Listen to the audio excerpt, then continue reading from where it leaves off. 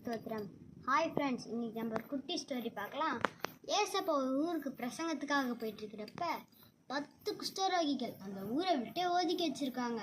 அவங்க எல்லாருமே ஏசப்பாவை பார்த்து சொல்கிறாங்க, ஐயரே எங்களுக்கு இறங்கும் அப்படின்னு சொல்கிறாங்க. ஏசப்பா சொல்கிறாரு, மனதுருகி சொல்கிறாரு, நீங்கள் போய் ஆசாரியர்களை பாருங்கள். அவங்க போய் ஆசாரியர்களை பார்க்கறதுக்கு போகிற வழியில் எல்லாருமே சுகம் பெற்றாங்க. 9 பேரும் அப்படியே போயிடுறாங்க. ஒருத்தர் மட்டும் ஏசப்பா கிட்ட திரும்பி வந்து காலை பிடிச்சிட்டு நன்றி சொல்கிறாங்க. ஏசப்பாவுக்கு ஒரே சந்தோஷம். அது மட்டும் இல்லாமல் ஒரே ஷாக்கிங். அந்த 9 பேர் எங்கன்னு கேட்டு அவரே சொல்கிறாரு, நீ எழுந்துப்போ, உன் விசுவாசம் உன்னை ரட்சித்தது. ஆமீன். இன்றைக்கி நம்ம வாழ்க்கையில் ஏசப்பா எவ்வளோ அற்புதங்கள் அதிசயங்கள் செஞ்சுருக்காரு. நம்ம அந்த 9 பேர் போல் இல்லாமல் அந்த ஒருத்தர் போல் இருப்போமா? ஆமீன். இன்னைக்கான வசனம் என்னதுன்னா, லூக்கா 17:19. அவனை நோக்கி, நீ எழுந்துப்போ, உன் விசுவாசம் உன்னை ரட்சித்தது. ஆமீன். கர்த்தருடைய நாமத்துக்கு ஸ்தோத்திரம்.